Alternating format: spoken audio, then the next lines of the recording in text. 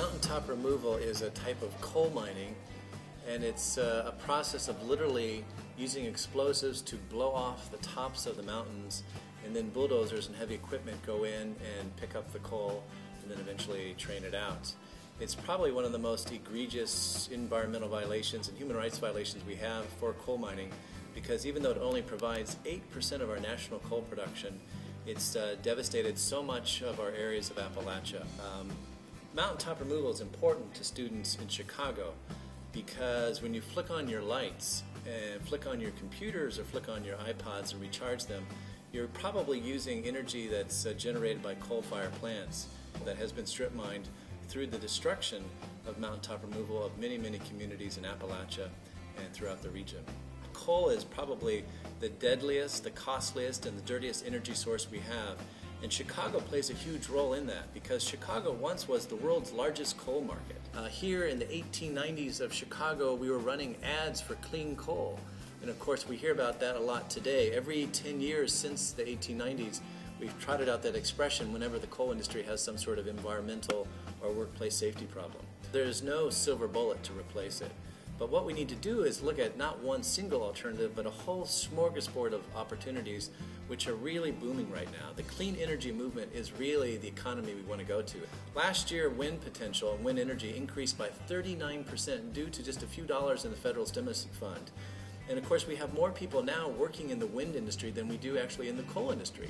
You know, the coal industry, one little detail we never talk about is really an incredible way of bleeding our jobs because it's so heavily mechanized that it actually not only strips the land, but it strips our economies and strips any kind of job potential. And so through wind potential, solar energy, through geothermal that Google is pushing, through the conversion of coal-fired plants with biochar and biomass, to so many options, there's just really an incredible array. And as Secretary of Energy Stephen Chu says, we need to have a new way of thinking. We can't think in the last century that we can only rely on fossil fuels, but we need to come up with new concepts and new ideas.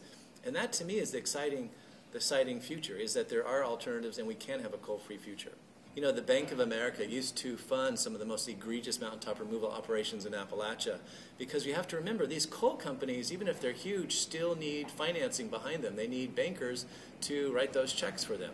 And so a lot of young activists through the Rainforest Action Network worked with a lot of students here in Chicago and around the country to go to the Bank of America and say, hey, it's a bad investment to be funding operations that really are promoting human rights violations and environmental violations.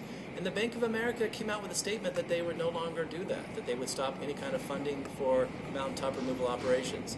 So the new campaign now is to work with JP Morgan Chase, which is another bank which is funding at least 5 different coal companies that do mountaintop removal operations.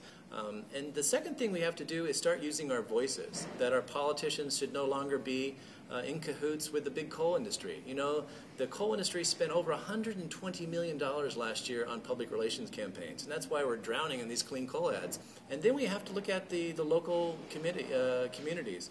How can we get Mayor Daley in Chicago to sign on to a clean energy ordinance, you know, to clamp down on the incredible pollution of the two of the dirtiest coal-fired plants we have in the nation are here in Chicago, and how can we have better regulations to eventually retire those and replace them with clean energy alternatives?